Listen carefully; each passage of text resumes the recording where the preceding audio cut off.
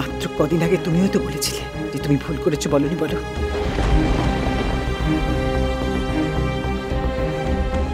এই মেয়েটা এই বাড়িতে এসেছে বলে ওদের বাড়ির আর একটা মেয়ে আমার ছেলের জীবনটা ধ্বংস করার সাহস আর সুযোগ পেয়েছে।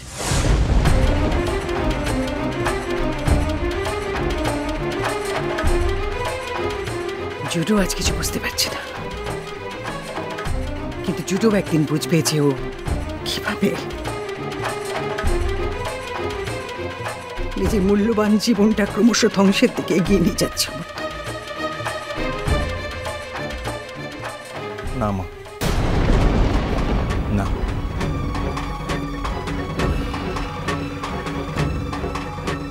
কাকুন কি বলেছে আমি শুনিনি, তাই তার সত্য মিথ্যা আমি বলতে পারবো না।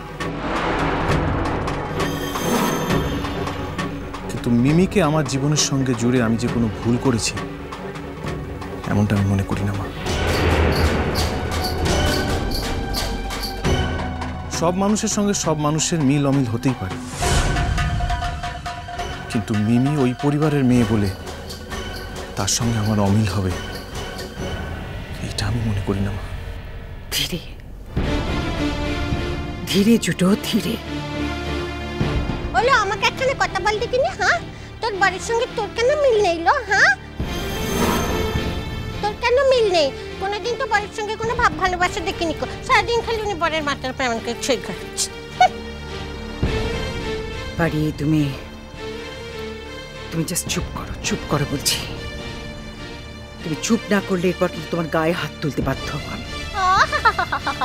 উনি আমার গায়ে হাত তুলবেন আর আমি ওনাকে ছেড়ে দেবো। মরে যাই গো। এই শোন, আমি একটা কথা বলে দিচ্ছি, ইলিশ মাছ কিনে না পাটকেলটি খেতে হয়, বুঝেছিস? থামো থামো বলছি, থামো, অনেক কথা আছে, থামো। আমি কি করলাম যে আমাকে শাসাচ্ছ? ও যে তখন থেকে কত আজে বাজে কথা বলে যাচ্ছে, তুমি দেখতে পাচ্ছ নিকো? হ্যাঁ, শোন, আমার স্বামী আমাকে অনেক ভালোবাসে, বুঝেছিস? তোর স্বামী তোকে ভালোবাসতে পারে না তো আমি কি করবো বাপু? আর ভালোবাসবেই বা কেন বল দেখিনি? যে স্ত্রী অন্য পুরুষের জন্য ছক করে আর তার স্ত্রীর সঙ্গে ঘর করতে দেয় না, তাকে কেউ ভালোবাসতে পারে না। হ্যাঁ, দাঁড়াও দাঁড়াও, তোমারই বা সবসময় কি দরকার ওকে জড়িয়ে কথা বলা? তোমাকেও তো তাহলে কখনো না কখনো কিছু না কিছু ফেরত পেতে হবে, আর তোমাকেও না। মা, তুমি বরং তোমার নামের সঙ্গে জড়িয়ে থাকা কলঙ্কটা এবার মোছানোর চেষ্টা করো।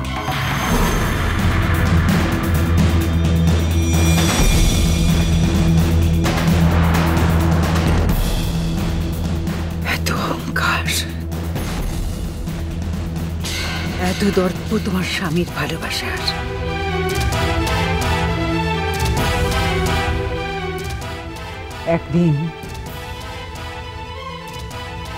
একদিন তোমাকে নিঃস্ব হয়ে সব কিছু হারিয়ে পথে পথে ঘুরে বেড়াতে হবে। এই আমি তোমাকে অভিশাপ দিলাম। কি বললি? কথাটা তুই কি বললি? হ্যাঁ, আমার রুগ্ন চাপের তুই কথাটা কি বললি?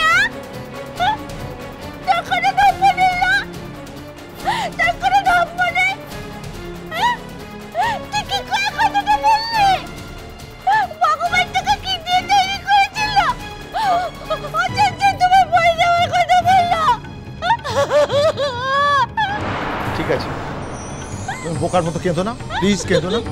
চল ঘরে চল। অত ভয় পাওয়ার কিচ্ছু হয়নি, আমার কিচ্ছু হবে না, কিচ্ছু হবে না।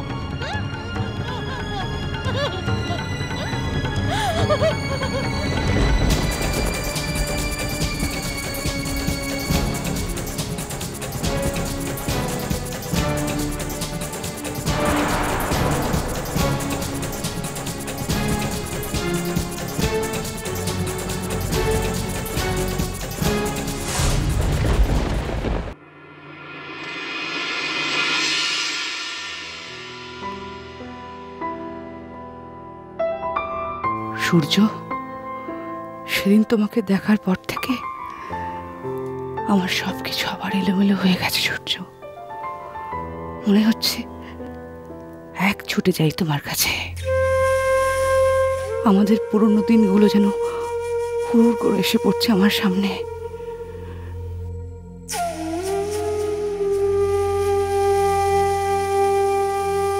সূর্য, আমি কি তোমাকে এতটাই ভালোবাসতাম? এতটাই কষ্ট জমা ছিল তোমার জন্য আমার মনে? কিন্তু সূর্য, আমি তো শুধু ভালোবাসায় বিশ্বাস করিনি কোনোদিন। ভালোবাসার সঙ্গে যদি ক্ষমতা না থাকে তাহলে সেই ভালোবাসার কোনো দাম নেই আমার কাছে, কোনো দাম নেই।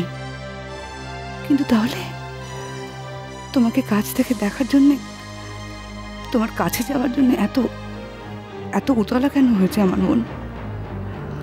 আমি কি নিজের কাছে নিজে হেরে যাচ্ছি? না না না না না, আমার তো এই জীবনের সব কিছু অ্যাচিভ করা হয়ে গেছে, আর কিছু পাওয়ার বাকি নেই। এখন তোমার কাছে যেতে তো আমার কোনো দ্বিধা থাকার কথা নয়।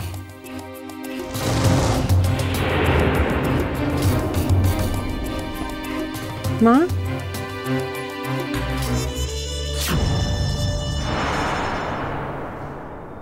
মা,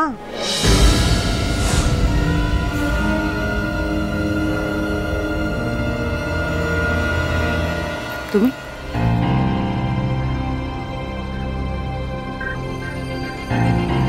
মা, আমি ভেবেছিলাম অত বড় একটা ঘটনার পর তুমি নিজে থেকে অন্তত একটাবার আমার সঙ্গে কথা বলবে, ডাকবে অন্তত আমাকে একবার।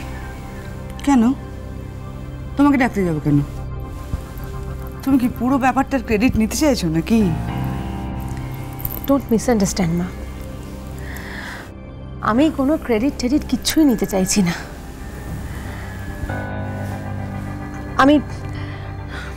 আমি এখানে এসেছি তোমাকে একটা দারুণ খবর দেবো বলে। আগামী 7 তারিখে নীল এবং আশির বিয়ে। কিন্তু ওদের তো এখনো ডিভোর্স হয়নি। এক্স্যাক্টলি, ঠিক এই কারণেই আজ মেনলি তোমার কাছে আমার আশা। মা, যে কোনো উপায় হোক আমাদের খুঁজে বার করতে হবে যে কাজল এখন কোথায় আছে। বাই দ্য ওয়ে, ওরা কিন্তু ডিঙাভাসিতে নেই, কারণ ডিঙাভাসিতে ফোন বেজে বেজে কেটে যাচ্ছে। তোমরা কি এটা জানো, সূর্যর কাছ থেকে লাথি খাওয়ার পর কাজলের আর কোনো অপশন নেই নীলের কাছে ফিরে যাওয়া ছাড়া। আর ডিভোর্সটা যদি না হয় অ্যাট এনি কস্ট, ও কিন্তু আবার তোমাদের বাড়িতে এসে জাঁকিয়ে বসবে। মা, সেই জন্যই তো তোমার কাছে এভাবে ছুটে আসা। ও কোথায় আছে কিভাবে জানতে পারবো বলো তো? আমি কি করে বলি বলো তো? এটা স্মল ফ্রাই, ওর পেছনে আমি স্পাই লাগাবো নাকি? প্রয়োজন তোমাদের, তোমরা খুঁজে বার করো। মা, আমার একটা কথা ভীষণ জানতে ইচ্ছে করছে, সূর্যপানি গায়ে কি সব জেনে শুনে ওকে অস্বীকার করলো সামাজিক কলঙ্কের ভয়, নাকি নাকি কাজল সত্যি মিথ্যে কথা বলছে? এ কথা তুমি জানতে চাইছো কেন ভূমি? জেনে তোমার লাভ? মা, সঠিক তথ্যটা জানা থাকলে আমরা ভবিষ্যতে সূর্যপানি গায়েকে হেল্প করতে পারি, আমরা সংগঠিত হয়ে ওনার পাশে থাকতে পারি, জনমত তৈরি করতে পারি। ও যা মেয়ে, ও এত সহজে তো ছেড়ে দেবে বলে আমার মনে হয় না। কাজল সূর্যপানিগ্রাহী